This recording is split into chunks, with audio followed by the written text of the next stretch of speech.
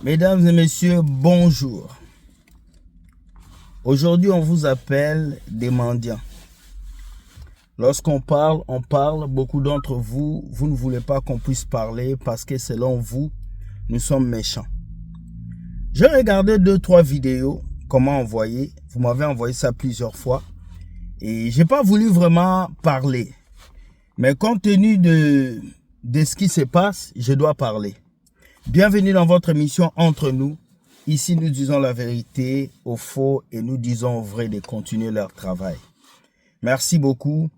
Je suis sidéré de voir ce qui se passe à l'église aujourd'hui. On vous appelle mendiants, on vous empêche de demander de l'argent. Pourtant, eux-mêmes, ce sont des vrais mendiants. Écoutez cette vidéo de Papa Court. Écoutez ce qu'il va vous dire. Écoutez, il vous traite de mendiants. Écoutez. J'aimerais parler à tous les mendiants de l'église. Tous les mendiants. Certains mendiants sont même en cravate, en costard. Pendant compris, tu ne fermes jamais les yeux. Tu regardes toujours celui qui est bien habillé. Avant la fin du culte, tu attends toujours devant les belles voitures. Tu attends toujours devant les belles voitures. Tu connais tous les hommes riches de l'église. Plus que même le pasteur. Tu connais même les maisons, même les bureaux. Tu as transformé la maison de Dieu en caverne de voleurs. Quand tu cherches le pasteur, ce n'est jamais pour une délivrance, jamais pour une guérison. Toujours dossier, dossier, dossier, dossier. Toujours des dossiers. Où sont les fidèles qui nous cherchent à nouveau pour qu'on leur explique la Bible au bureau? Où sont les fidèles qui nous cherchent encore à l'église pour confesser leurs péchés? Ça devient rare. Kakambongo nebo senga rabiso. Pourquoi senga biso kambongo?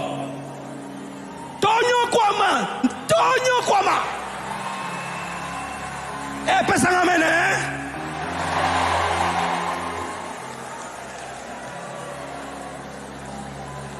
Sur 50 WhatsApp que je reçois des fidèles, la moitié, l'argent. D'autres même te mentent. Il n'est même pas malade. Il se prend une photo avec une injection qui ne finit nulle part. Pasteur, toi si on t'envoie des photos comme ça, quelqu'un qui est à l'hôpital lui-même s'est fait un selfie. Non, là. Bao perfizenga. Gens de peu de foi, gens de peu de foi, gens de peu de foi, fixez vos regards vers l'auteur de la foi et le consommateur de votre foi, Jésus-Christ de Nazareth. Et si on va t'aider, on t'aidera. Mais le but de ta venue dans l'église, ce n'est pas cela.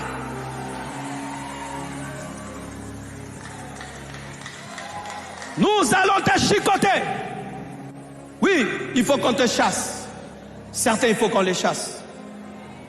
Je ne fais plus les appels de fonds où je dis clairement qui va donner 100 000 $, 50 000 $. Avant, je le faisais, j'ai arrêté. Quand quelqu'un se lève dans la salle, vient ici, et il prend une enveloppe de 100 000, on prend une photo de lui. Après le culte, il va résoudre tous les problèmes de l'église. C'est pourquoi j'ai dit, comme Dieu t'a dit, fais un virement en banque, viens au diaconat, donne au bureau. Mais ici, ne viens pas donner 100 000. Si tu as cette idée, donne en secret. N'ose pas. Donne en secret. N'ose pas. Donne en secret. Pourquoi? Il y a des gens qui, lorsqu'ils voient l'église, ne voient pas Dieu. Ils voient des transactions. Qui va prêter des vestes. Il va faire un commerce en secret. Il va faire un business sur nos têtes. Comment il va nous vendre des body à nous tous? Comment il va vendre des chaussures à nous tous? Comment est-ce qu'il va nous inviter nous tous à son restaurant? Comment est-ce qu'il va se connecter à tel, qui va le connecter à tel et à tel, et il va faire son réseau? C'est la seule chose qu'il voit. Ma prédication, c'est une distraction. Lui, son culte commence à la fin. Quand on dit Amen. Wana, atamando la muki. Frère, c'est comment? Je peux avoir ton numéro? Voici ma carte. Nous, on se bat pour gagner les âmes. Lui, il est là pour prendre. Je les connais, des gens comme ça. Quand on lance un mouvement des riches à l'église, il aime toujours être parmi eux. Quand on lance une connexion des gens, d'hommes d'affaires, même s'il ne fait pas les affaires, il vient toujours pour avoir la carte des visites. Tu es là, sois fouetté.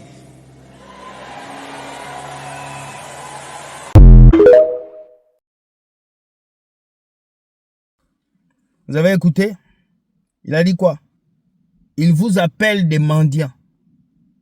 Les gens vont dire, ben, tu n'as pas écouté toute la prédication. Mais le français nous exige au moins, de dire au moins les gens en besoin. Lorsque nous regardons dans la Bible, Jésus avait la compassion pour les pauvres. Jésus a regardé le peuple, il a dit, ce peuple a faim, donnez-leur à manger. Et il a multiplié le pain pour ce peuple. Mais Marcelo Tounassi, toi tu es le premier mendiant. Tu as commencé ton église avec la mendicité. Ta première vidéo sur internet, c'est pour demander aux gens de cotiser pour que tu construis ton église.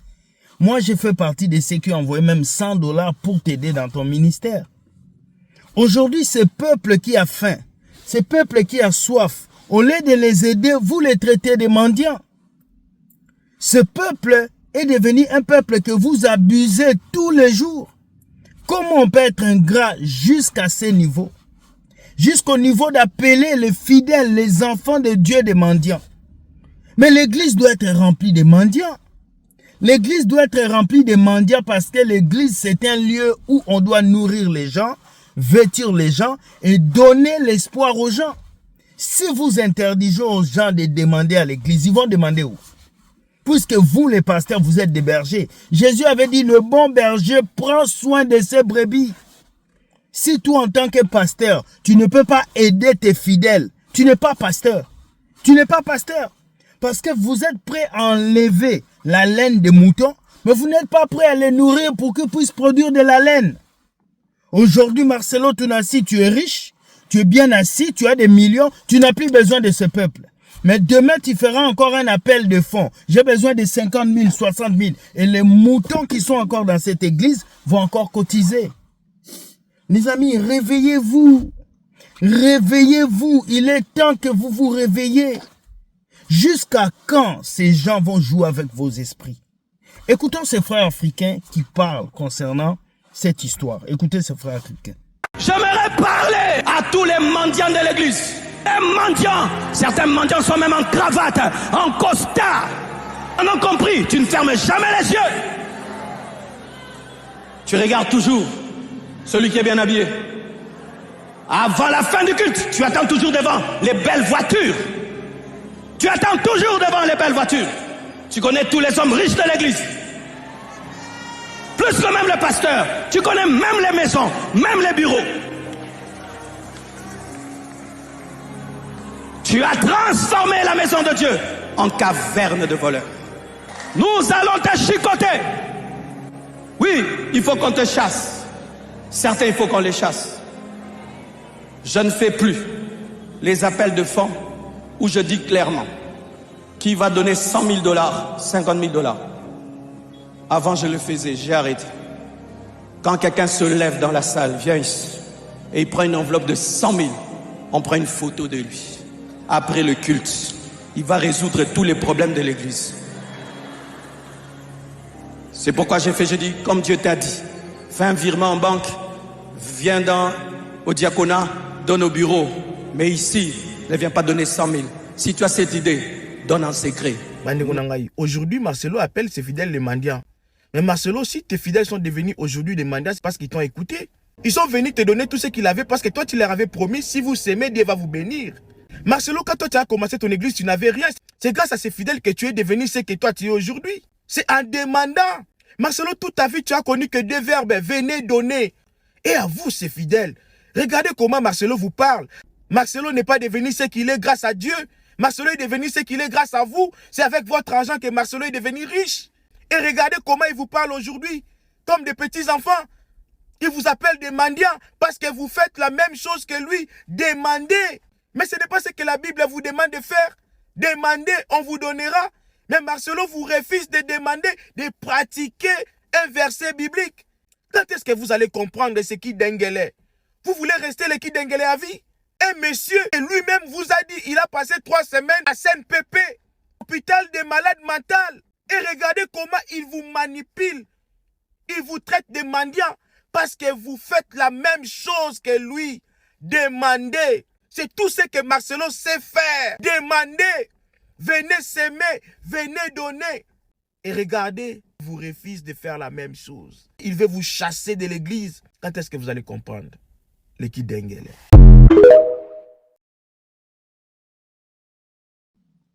Il vous a parlé. Il vous a parlé. Mon peuple périt parce qu'il lui manque de la connaissance. Comment ces pasteurs que vous avez aidés, ces pasteurs que vous avez cotisés, ce même pasteur vient vous appeler des mendiants. Il faut le refuser, les amis. Il faut le refuser. Même Jésus n'a jamais traité les gens comme ça. Non. Qu'est-ce qui arrive à ces pasteurs? Ils sont prêts à vous appeler des sorciers, des démons, à insulter vos familles, jusqu'au point même ils vous interdisent de demander de l'argent. Parce qu'ils savent que si vous demandez de l'argent à ces riches, lui, il n'aura rien. Donc lui, le pasteur, il veut manger sa part. Pourquoi on lui donne à la secrétaire? Mais vous, il ne veut pas que vous puissiez manger votre part. S'il y a une seule chose à faire, c'est de quitter cette église. Parce que vous vous appauvrissez mentalement et spirituellement. Je ne vois pas quelque chose de bon que vous tirez là-bas. C'est triste. Mais Marcelo, tu devais au moins contrôler ton langage. Tu devais au moins respecter ce peuple qui t'écoute. Puisque toi, tu es le premier mendiant de l'église Compassion. Tu n'as jamais travaillé quelque part. Tout ce que tu as gagné, c'est dans la mendicité. En Haïti, tu as mendié. Au Bénin, tu as mendié. Tu es venu ici à Montréal à la conférence, tu as mendié. Nous allons regarder la deuxième vidéo de cet homme qui est en train de fustiger les musiciens qui demandent l'argent à l'église. Écoutez. Je ne croirai jamais aux musiciens qui demandent l'argent avant de chanter. Nous-mêmes, on pense à toi. Et on va bien penser à toi. Mais ne fixe pas un cachet avant de te tenir chanter à Bunda. Et si quelqu'un l'a fait pour chanter à Bunda, frère, Zongisa Mabonzawana. Tous pesayo nandenga bien. Oh, pesanga amen, hein? Si pour prêcher à Bunda, je réclame à mon frère de me donner l'argent avant de prêcher, j'ai changé la maison de Dieu en caverne de voleurs. Si pendant que je prêche, ma pensée n'est pas de vous édifier, de vous transformer, mais c'est que l'homme de Dieu, Ken, va me donner, parce qu'il me bénit très bien. Je suis devenu un pasteur cupide. Lorsque tu choisis où prêcher, en fonction de l'argent qu'on te donne, tu es cupide.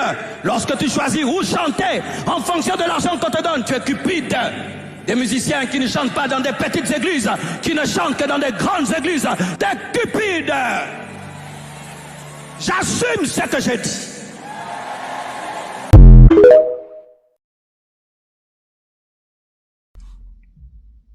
Mais c'est triste. C'est triste parce que ces pasteurs, lorsqu'ils doivent aller prêcher, ils demandent des cachets. Mais pourquoi vous, les chantres, ils ne veulent pas vous donner des cachets? Ils disent qu'un chanteur qui demande de l'argent pour chanter, il fait un péché. Mais vous aussi, vous les pasteurs, vous commettez plus de péchés. Vous exigez des hôtels à 5 étoiles, vous exigez des équipes, vous exigez des voitures de sport pour que vous puissiez aller faire des conférences. Mais c'est triste. Mais les chantres, comment ces pasteurs peuvent vous traiter de la sorte? Comment ces hommes-là que vous avez élevés, parce que c'est vous qui avez élevé ces Marcelo, c'est vous qui l'avez nourri, comment quelqu'un que vous avez élevé va vous parler comme ça, même si on est dans la maison de Dieu? Je n'ai jamais vu un peuple mou comme ça. Je n'ai jamais vu un peuple qui se laisse marcher dessus comme le peuple congolais. Ce Marcelo en 2000, ce Marcelo qui était si pauvre, avec une vieille chemise, qui est venu faire une vidéo sur internet. Ce Marcelo qui avait un visage faible. C'est lui aujourd'hui qui vient vous traiter de mendiant. Parce qu'il est devenu milliardaire, parce que l'argent est entré à l'église. Tu dis que quand les chrétiens vous demandent l'argent, vous souffrez. Mais oui, quand vous aussi vous demandez de l'argent aux chrétiens, les chrétiens souffrent. Ils donnent leurs économies, ils donnent leurs bénéfices. Souvent, leurs enfants ne vont plus à l'école à cause de l'argent qu'ils vous donnent. En tout cas, Parcelle Marcelo, je ne suis pas content de ce que tu as dit. La vérité, là, je ne suis pas content. Et je dois m'exprimer. Et les fanatiques de Marcelo, je sais que vous allez venir dans les commentaires. Hein? Amusez-vous, en tout cas. Amusez-vous dans les commentaires. Mais quand il y a quelque chose à dire, je vais le dire. Je ne suis pas content de ce que votre pasteur a dit. Les enfants de Dieu méritent le respect. Parce que ce peuple que tu appelles mendiant, ces chantres que tu appelles mauvais, c'est eux qui ont chanté dans tes conventions. C'est ce peuple qui a cotisé pour que tu aies un terrain. Parce que si c'était toi-même, tu ne peux pas acheter ce terrain de la compassion. Si c'était toi-même, tu ne peux pas arriver là où tu es. Alors, il faut à un moment respecter le peuple qui vous donne des offrandes. Respectez le peuple qui vous donne des dîmes. Et vous aussi, le peuple qui allez rendre ces pasteurs riches. Voilà comment on vous traite. Voilà comment on vous traite. C'est à vous de prendre une décision. Jésus n'a jamais manipulé son peuple. Jésus n'a jamais minimisé. Il était dans le temple, il a vu la dame qui a donné sa dernière pièce.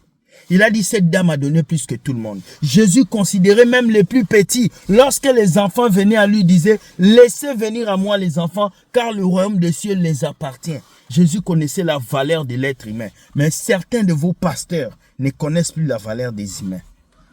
Non. Et pendant qu'il parle, il y a des gens qui rient. Vous prenez ça normal. On vous traite de mendiants. Et vous pensez que c'est normal. En tout cas, réveillez-vous. Réveillez-vous et laissez Dieu vous guider. En tout cas, c'est ce que j'avais à vous dire aujourd'hui. Marcelo, si tu dois t'exprimer au peuple de Dieu, tu dois respecter le peuple de Dieu. Parce que ce peuple t'a nourri. Ce peuple t'a vêtu. Ce peuple t'a permis d'avoir cette église que tu as. Donc, respecte ce peuple. Parce que ce peuple, tu n'es pas pasteur. Sans ce peuple, tu ne peux pas avoir ce que tu as. Nous devons être des exemples. Sois un exemple, Marcelo. Quand tu veux parler en public, contrôle ton langage. Tu ne peux pas parler comme ça. Non, je suis fâché, je ne suis pas d'accord. Oui, vous allez dire que j'ai mal parlé, mais moi, je ne lui ai pas manqué de respect. J'ai juste rappelé à Marcelo qu'il est le premier mendiant de la compassion. J'ai juste rappelé à Marcelo que c'est lui qui a fait la vidéo pour dire « Cotisez, je vais construire un temple, cotisez ». C'est lui qui a fait ça, c'est pas nous. Alors, s'il